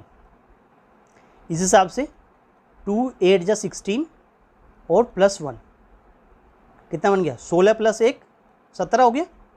तो ये वैल्यू वही 17। तो बड़े वर्ग का क्षेत्रफल कितना होगा, अगर ये 17 बन जाती है तो आपका बड़े वर्ग का जो क्षेत्रफल है वो कितना बन जाएगा 17 × 17 और जो होता है कितना होता है 289 होता है। इतने सेंटीमीटर स्क्वायर आपका आंसर बन गया और ये बी पार्ट को फॉलो करता है। B part is your right answer बन जाता है। दोस्तों अगर वीडियो अच्छा लग रहा हो तो वीडियो को लाइक करें, अपने दोस्तों में शेयर करें और starlight classes exam study channel को सब्सक्राइब करना ना भूलें, सब्सक्राइब ज़रूर करें। चलिए नेक्स्ट क्वेश्चन नंबर 19 में चलते हैं। क्वेश्चन नंबर 19 क्या कह रहा है, क्वेश्चन नंबर 19 ये कह रहा है कि संख्याओं 4, 20 और 28 के महत्तम समावर्तक यानी कि HCF और दूसरा क्या है LCM लघुत्तम समावर्तक का योगफल क्या होगा। ऐसा क्वेश्चन में नवंबर 2012 में पूछा गया। 140 होगा, 144 होगा, 74 होगा या 136 होगा। देखिए इन्होंने कहा है कि आपका जो वैल्यू है 4, अगर 4 के आप फैक्टर करते हैं तो 2/2 मिल जाते हैं।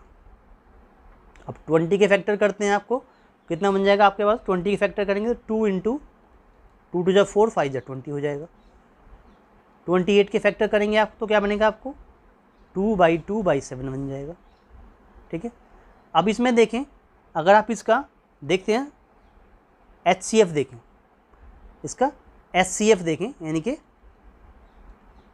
लघुत्तम समावर्तक देखें तो इनमें दो तीनों में से 2 कॉमन आ रहा है यानी कि तो 2 हो गया, इंटू यहाँ भी 2 कॉमन आ रहा है। क्लियर। तो इसका मतलब ये 2 हो गया। तो HCF तो सीधा सीधा कितना हो गया, HCF तो हो गया 4, HCF तो निकल के आ गया। अगर हम LCM की बात करें कि LCM कितना होगा, अभी 4 तो वैल्यू निकल के आ गई। क्लियर। यानी 2 × 2 तो हो गया, अब जो बचा उसकी मल्टीप्लाई ऐसे कर दीजिए 5 × 7 तो कितना हो गया 4 × 5 20 और 7 कितना होगा 100 कितना बन गया 40 बन गया तो 140 बन गया। अब इसको क्या चाहिए, इनका योगफल चाहिए। क्या चाहिए, योगफल चाहिए। योगफल में क्या बन जाएगा, दोनों को जोड़ देंगे यानी कि अब 4 में 140 जोड़ दीजिए तो आंसर कितना बन गया 140 और 4 कितना हुआ 144 हो गया। यही आपका फाइनल आंसर था। 144 इज़ योर राइट आंसर। कौन सा पार्ट है, बी पार्ट आपका राइट आंसर। हाँ दोस्तों क्वेश्चन नंबर 20 से देखेंगे। क्वेश्चन 20 हमारे पास में है, क्या दिया है क्वेश्चन 20 हमारे पास में, क्वेश्चन 20 हमारे पास दिया हुआ है कि संख्याओं -20, -3/4, 1/2 और 10 में से कौन सी संख्या अपने वर्ग से बड़ी है। ये हमें नवंबर 2012 में क्वेश्चन पूछा गया था। तो देखते हैं ये हमारे पास में क्या आंसर बनाएगा। फर्स्ट यानी A 10 होगा, B -20 होगा, C 1/2 होगा या D -3/4 होगा। चलिए देखिए -20 का स्क्वायर करें क्या बनेगा, -20 का स्क्वायर करते हैं तो वैल्यू बन जाती है 400। 400 आ गई। चलिए उसके बाद में -3/4 का स्क्वायर कीजिए, तो आंसर बन गया 9/16, 9/16 बन जाता है। इसी प्रकार से आप 1/2 का स्क्वायर कीजिए, तो आंसर 1/4 बनेगा। और 10 का स्क्वायर करेंगे तो आंसर 100 बनेगा। क्लियर? क्वेश्चन का मतलब क्या है कि जो संख्याएं दिखा रखी हैं, इसमें से कौन सी संख्या अपने वर्ग से बड़ी है। अब देखो ये सब संख्या अपने वर्ग से बड़ी है, नहीं है, नहीं है, नहीं है, हैं? ना तो ये है, ना ही ये है, और ना ही ये है। कौन सी है? इट मीन्स पार्ट नंबर 1/2, यानी 1/2 का स्क्वायर अगर आप लेते हैं तो 1/2 का स्क्वायर करते हैं तो 1/4 प्राप्त होता है। 1/2 जो आपके पास में दिखा रखी है, जो संख्या 1/2 है, वो कितनी है? इट मीन्स अपने वर्ग से क्या है? बड़ी है। अपने वर्ग से क्या है? बड़ी है, यानी 1/2 बड़ा है 1/4 से। 1/2 बड़ा है 1/4 से, दैट इज ये वैल्यू आपकी राइट आंसर बन गया। सी पार्ट आपका राइट आंसर बन जाता है। क्लियर हो? इस प्रकार से ये आपका राइट आंसर बन जाता है। चलिए नेक्स्ट क्वेश्चन नंबर 21 में चलते हैं। क्वेश्चन नंबर 21 क्या कहता है? क्वेश्चन 21 कहता है यदि भिन्न 3/8, 4/5, 31/40, 9/20, 7/10 में से कौन सी भिन्न 1/2 से बड़ी और 3/4 से छोटी है। ये जो भिन्न आपको दिखा रखी हैं ये 1/2 से बड़ी और 3/4 से छोटी हैं। ऐसा क्वेश्चन में हमसे क्या है पूछा गया। पार्ट है 4/5, 7/10, 31/40 या 9/20। CTET नवंबर 2012 में क्वेश्चन पूछा गया। सिंपल सा आंसर है, आप इनको डिवाइड कर लीजिए। 3 को 8 से डिवाइड कर लें तो 0 पॉइंट कितना बन जाएगा? 375। ऐसे ही 4 को 5 से डिवाइड कर लें तो सीधा 5 40, 0.8। ऐसे ही 31 को अगर 40 से डिवाइड करेंगे तो आंसर 0.775 मिलेगा। इसी प्रकार से 9 को 20 से डिवाइड करेंगे तो आंसर आपको 0.45 प्राप्त होगा।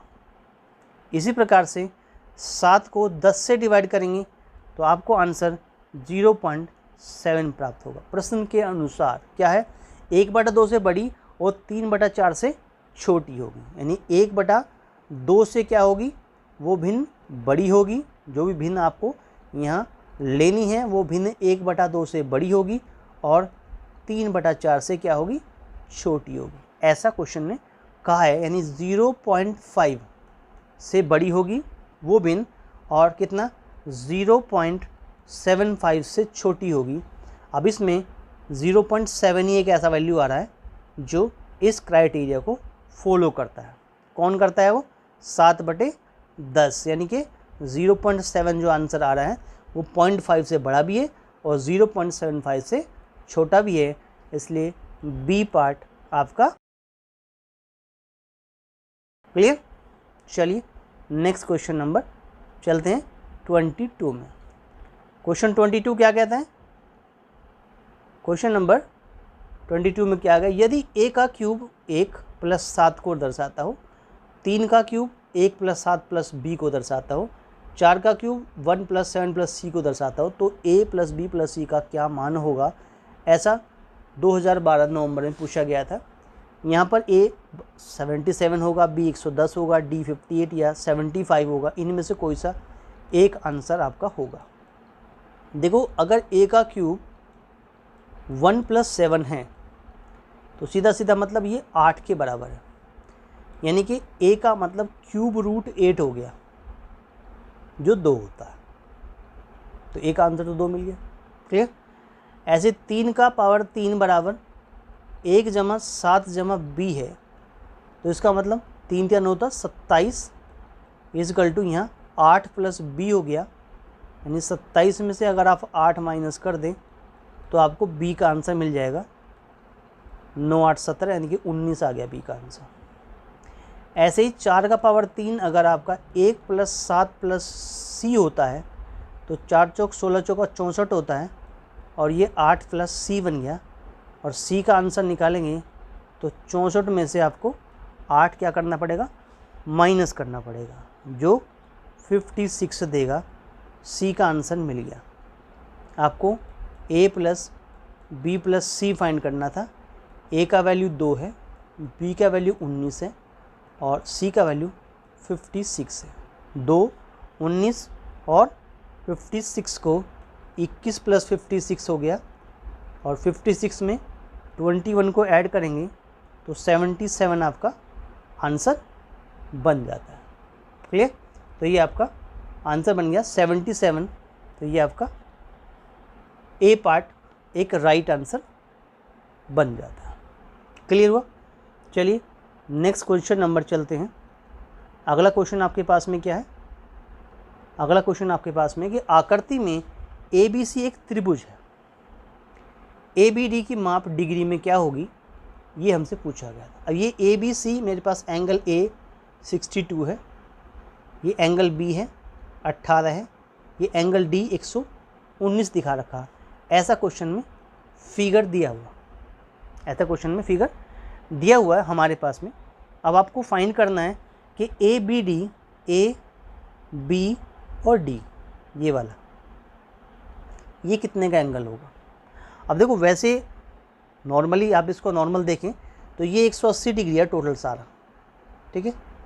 अगर आप 180 में से 119 घटा दें तो ये वैल्यू निकल आएगी, एंगल ए डी भी प्राप्त हो जाएगा। तो सॉल्यूशन कर लेते हैं इसी प्रकार से। क्या हुआ कि angle A D B plus angle B D C मिलके 180 बनाते हैं। स्ट्रेट लाइन की बात करें, एक सरल रेखा की बात करें, सरल रेखा का बना कोण जो है वो 180 डिग्री का होता है, ठीक है। तो इन आपका लाइन आपकी जो ए डी सी है, इन लाइन कितना ए डी सी में, ठीक है। तो यहाँ पर जो वैल्यू आपके पास दिखा रखी है, जो ए डी बी है वो आपको निकालना है। तो एंगल ए डी बी जो आपको फाइंड करना है, प्लस ये दिखा रखा है 119 और इजिकल टू 180 डिग्री बन गया। आपको ए डी बी फाइंड करना है, तो क्या करेंगे, 180 डिग्री में से 119 डिग्री क्या कर देंगे, माइनस कर देंगे। जैसे माइनस करेंगे आपको क्या आनेगा, आंसर बनेगा 61 डिग्री। तो एंगल ए डी बी का आंसर तो आ गया 61, यानी ये निकल के आ गया 61 डिग्री का, ठीक। एक 62 एक 61 है, ये निकालना। इसको आप कोई भी यानी नाम लिख लीजिए, या इसको एक्स मान लीजिए, ऐसे कोई भी लिख लीजिए ऐसे, ठीक है। तो क्या कि in triangle of A B D में क्या बन गया कि angle x plus 62 plus 61 equal to 180 degree होता है। अब एंगल एक्स फाइंड करना, तो क्या कर दीजिए, 180 में से माइनस कर दीजिए 62 और 61 का प्लस, कितना बन गया आपके पास में, ये वैल्यू बन गई कितना, 3 और 6 6 12, 123 माइनस हो गया 123 इधर जाके, ये कितने का आ गया, 123 माइनस करेंगे तो आंसर कितना बन जाएगा, 57 प्राप्त हो गया। एंगल एक्स का मान ही एंगल ए बी डी था, तो ये 57 डिग्री का आंसर आ गया, और यही हमारा फाइनल आंसर होगा, और ये सी पार्ट आपका राइट आंसर बन जाता है। क्लियर हुआ? चलिए आगे चलते हैं क्वेश्चन नंबर किसमें, 24 क्वेश्चन में। क्वेश्चन नंबर 24 क्या कहता है, क्वेश्चन नंबर 24 ये कहता है हमारे पास में कि किसी घन का आयतन 125 सेंटीमीटर क्यूब है, किसी घन का आयतन 125 सेंटीमीटर क्यूब है, इसके एक फलक का क्षेत्रफल क्या होगा। नवंबर 2012 में पूछा गया। फलक का क्षेत्रफल 25 सेंटीमीटर स्क्वायर होगा, 30 होगा, 5 होगा, या 20 सेंटीमीटर स्क्वायर होगा। ये हमें क्वेश्चन में आंसर दिए हुए थे। देखिए जो घन का आयतन होता है, यानी क्यूब की बात कर रहा है, घन यानी कि क्यूब की बात कर रहे हैं, क्यूब का वॉल्यूम, तो घन का जो आयतन होता है हमारे पास में वो क्या होता है, इट मीन्स क्या होता है, ये भुजा घाती ने ए का क्यूब मान लिया आपने, ए लिख लिया, उस घन की भुजा जो है वो ए थी। तो ए का क्यूब हमारे पास में क्या दिखा रखा, 125 दिखा रखा। ए निकालेंगे तो क्या हो जाएगा, क्यूब रूट हो जाएगा 125 का। इसके फैक्टर कर लेते हैं, 5 × 5 × 5, आंसर 5 निकल के आ गया। यानी घन की जो भुजा है वो क्या निकल के आ गई, यानी ए का आंसर आ गया 5। आपको फलक का क्षेत्रफल चाहिए, फलक मतलब फलक का क्षेत्रफल, फलक का क्षेत्रफल भुजा गुना भुजा कितना होता है, ए गुना ए होता है, दैट इज़ ए स्क्वायर हो जाएगा। ए स्क्वायर का मतलब कितना, 5 × 5 हो गया, दैट इज़ कितना हो गया 25, कितना सेंटीमीटर में है तो सेंटीमीटर स्क्वायर आंसर हो गया। ये आपका फाइनल आंसर हो गया, ये आपका ए पार्ट राइट आंसर हो जाता है। समझ में आ गया होगा। 24वां क्वेश्चन कंप्लीट हो जाता है। ठीक है दोस्तों, अगर वीडियो अच्छा लग रहा हो तो वीडियो को लाइक ज़रूर करें, अपने दोस्तों में शेयर ज़रूर करें और starlight classes exam study channel को सब्सक्राइब ज़रूर करें। चलिए नेक्स्ट क्वेश्चन नंबर 25 में चलते हैं। 25 बहुत अच्छा क्वेश्चन है, कई बार आया हुआ क्वेश्चन है। 2010 में किसी नगर की जनसंख्या 30.3 मिलियन है, उस यह संख्या निम्न में से किसके बराबर है। कई बार पूछ लिया गया, हर एग्जाम में किसी न किसी साल ये क्वेश्चन में रखा हुआ मिल रहा है। ठीक है देखो 30.3 मिलियन की बात कर रहा है, 30.3 मिलियन की बात कर रहा है। और इससे सबसे पहले आपको 1 मिलियन की जानकारी होनी चाहिए कि 1 मिलियन में 1 मिलियन बराबर क्या होता है। देखो 1 मिलियन को 10 लाख कहते हैं, 10 लाख कहते हैं। ठीक है इसका मतलब ये बना कि ये इजकल टू 10⁶ बन गया। 1 मिलियन 10 लाख के इक्वल, यानी 10⁶ के बराबर हो गया। तो 30.3 मिलियन की बात करें तो क्या करेंगे कि जो 30.3 है इसमें 10⁶ से मल्टीप्लाई कर देंगे, ये पॉइंट हटाएंगे नेक्स्ट लाइन में, यानी ऐसा कुछ लिख सकते हैं 30.3 गुना 1 2 3 4 5 6 इकाई, दहाई, सैकड़ा, हज़ार, 10,000, लाख और 10 लाख। ठीक है और डिवाइड बाई यहाँ से कितना हो गया 10 हो गया, यानी 1 0 कट गई। इसका मतलब 303 के आगे 1 2 3 4 5 0 हो तो वही आपका आंसर है। अब देख लो 303 के आगे यहाँ पर ये तो है नहीं, ये है, सी पार्ट आपका आंसर हो गया। 303 के आगे 5 0 इसमें 6 0 हैं, यहाँ 5 0 1 2 3 4 5, तो ये आपका 25वें क्वेश्चन का आंसर हो गया। इट मीन्स सी पार्ट आपका। चलिए आगे देखते हैं, आगे हमारे पास क्या दिया हुआ क्वेश्चन में कि 2 संख्याओं का योगफल 32 है, उनमें से यदि एक संख्या -36 हो तो दूसरी संख्या क्या होगी। एक संख्या अगर -36 हो तो दूसरी संख्या क्या होगी। अब 2 संख्याओं का योगफल है आपके पास में 32, एक संख्या -36। ठीक है चलिए दूसरी संख्या पता नहीं आपको, लेट कर लो, मान लिया, माना जो संख्या है, लेट जो आपके पास में संख्या है वो मान लिया x है। अकॉर्डिंग टू क्वेश्चन क्या कहा गया कि x और -36 मिलके 32 बना रहे हैं, इतनी तो बात है। ठीक है x -36 32 बना रहे हैं, तो x क्या बनेगा 32 में आपका ये 36 जुड़ जाएगा, क्या बन गया 68। बस यही आंसर था आपका। क्लियर, यही आंसर था, ये छोटा सा आंसर था। इट मीन्स 68 आपका आंसर बन जाता है। दोस्तों वीडियो अच्छा लग रहा हो तो वीडियो को लाइक करें, अपने दोस्तों में शेयर करें और starlight classes exam study channel को सब्सक्राइब ज़रूर कर लें और साथ में बेल आइकन को भी प्रेस कर लें, जिससे आने वाला नोटिफिकेशन सबसे पहले आपको प्राप्त हो। चलिए नेक्स्ट क्वेश्चन नंबर 27 में चलते हैं। 27 क्या कहता है, 27 क्या कहता है कि x² + 7x + 10 और x² - 3x - 10 का एक उभयनिष्ठ गुणनखंड है, यानी इन दोनों में एक कॉमन फैक्टर कौन होगा।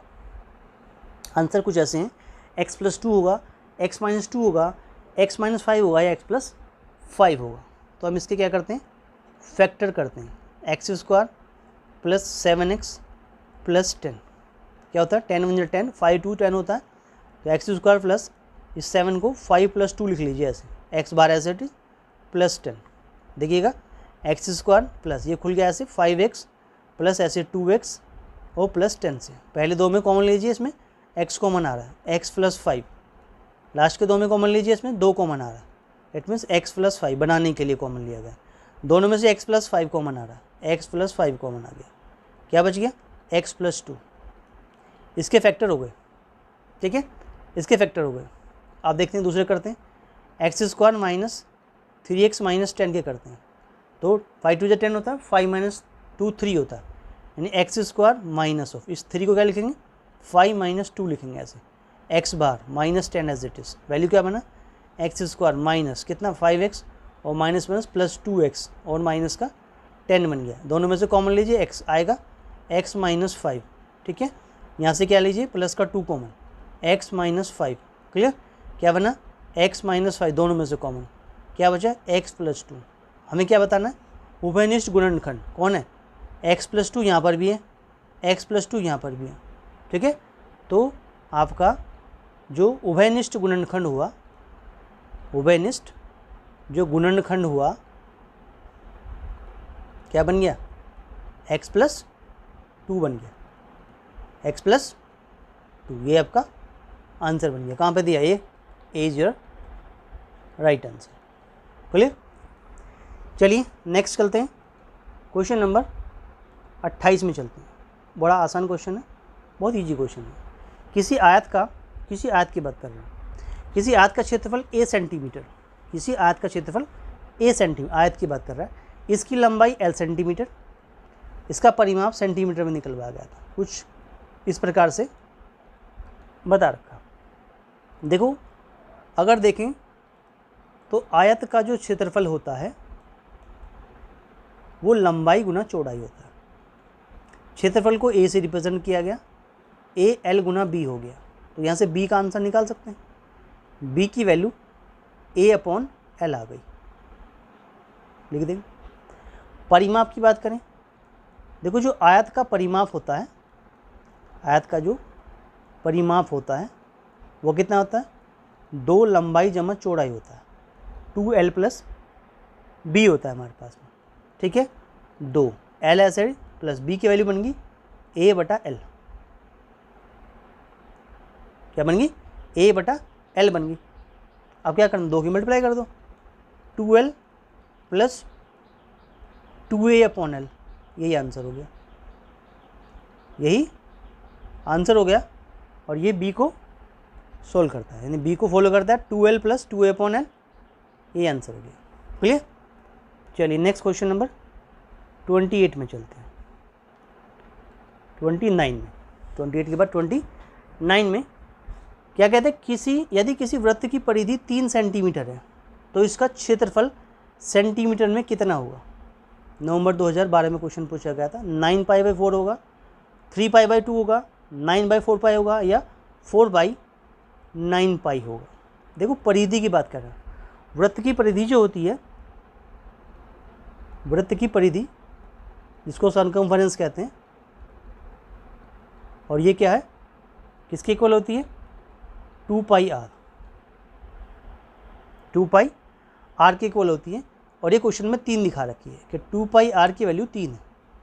क्षेत्रफल पूछा गया, रेडियस कितना हो जाएगा, 3/2π, ये रेडियस निकल के आ गया। अगर हम वृत्त के क्षेत्रफल की बात करें, वृत्त का क्षेत्रफल की बात करें तो πr² होता है। पाई तो यहाँ गया, r का मतलब कितना आ गया, 3/2π का होल स्क्वायर कर देंगे ऐसे। तो मतलब आंसर क्या बनेगा, पाई तो ये है ही, साथ में कितना बन जाएगा, 9/4π² बन जाएगा। ये जो पाई है ये इस पाई से कट जाएगा, आंसर बनेगा 9/4π। यही हमारा फाइनल आंसर होगा, 9/4π इतने सेंटीमीटर स्क्वायर आपका आंसर बन जाएगा वर्ग सेंटीमीटर में। तो 9/4 आपका सी पार्ट को मैच करेगा। 9/4 ये आपका फाइनल आंसर होगा। क्लियर हुआ? चलिए नेक्स्ट क्वेश्चन नंबर चलते हैं किसमें, 30 में। क्वेश्चन 30 बहुत ही प्यारा क्वेश्चन है। क्वेश्चन 30 बहुत ही प्यारा क्वेश्चन है। क्या कहा क्वेश्चन 30 में? क्वेश्चन 30 ये कहता है, क्वेश्चन नंबर 30 में देखिए क्या बता रखा है कि एक कार 1 किलोमीटर की दूरी 30 किलोमीटर प्रति घंटा की चाल से, एक कार जो है 1 किलोमीटर की दूरी 30 किलोमीटर प्रति घंटा की चाल से और उसके बाद अगले किलोमीटर की दूरी 2 किलोमीटर प्रति घंटा की चाल से चलती है। 2 किलोमीटर के लिए कार की औसत चाल किलोमीटर प्रति घंटा में क्या होगी? बहुत ही प्यारा क्वेश्चन था। इट मीन्स आंसर दिए थे 33 3/7, 33 5/7, 35 या 34 2/7, ऐसे कुछ आंसर हमें दिखा रखे थे। देखिएगा 1 किलोमीटर की कार की चाल 30 किलोमीटर प्रति घंटा, अगले के लिए 40 किलोमीटर प्रति घंटा और कुल चली दूरी 2 किलोमीटर है। ये कुल चली गई दूरी 2 किलोमीटर हमारे पास दिखा रखी है। तो औसत चाल का जो फॉर्मूला होता है, औसत चाल हमारे पास बन जाएगी जो आपके पास में कुल चली गई दूरी है मल्टीप्लाई बाई पहली चाल कितनी है आपकी, जो पहली चाल है आपकी, और साथ में क्या करेंगे जो आपकी दूसरी चाल है, जो दूसरी चाल चली गई है, और डिवाइड बाई क्या कर दें, इट मीन्स दोनों चालों का योगफल कर दें। दोनों चालों का क्या कर दें, दोनों चालों का योगफल कर दें। योग कह लीजिए या योगफल कह लीजिए, कर दें तो आपका औसत चाल निकल आएगा। अब देखिएगा 2 गुना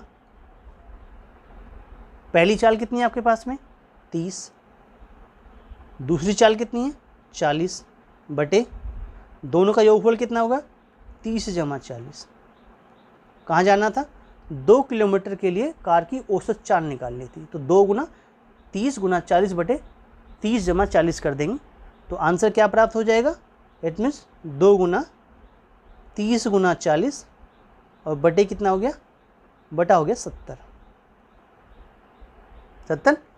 तो यहाँ से आप देख लें 0 से 0 कट गया, ठीक है।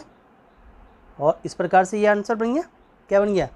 3 चौक 12 दूना 24 यानी 240 बटे 7।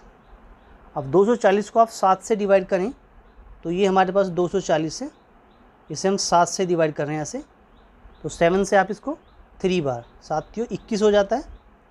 कितना बचता है 3 0 और 7 चौका 28 हो जाता है। कितना बचता 2, यानी इसे आप लिख सकते हैं 34 टाइम्स 2/7 इतने किलोमीटर पर आवर्स, इतने किलोमीटर पर आवर्स आपका आंसर निकल आता है। आई होप दैट आपको ये क्लियर हो गया होगा कि 34 2/7 कैसे निकला है। और इस फॉर्मूले का आप ध्यान रखें, ऐसा क्वेश्चन आता है तो ये फॉर्मूला लगा के आप उसको यूज कर सकते हैं या ऐसा क्वेश्चन निकाल सकते हैं। तो आपका आंसर डी आपका एक फाइनल आंसर बन जाता है।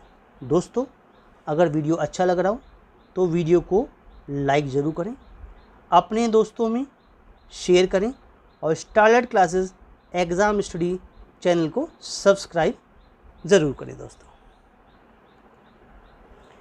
दोस्तों आपको वीडियो अच्छा लगा हो तो वीडियो को लाइक ज़रूर करें, अपने दोस्तों में शेयर ज़रूर करें और starlight classes exam study channel को सब्सक्राइब ज़रूर करें और साथ में बेल आइकन को भी प्रेस करें जिससे आने वाला नोटिफिकेशन सबसे पहले आपको प्राप्त हो। दोस्तों थैंक यू दोस्तों, थैंक यू।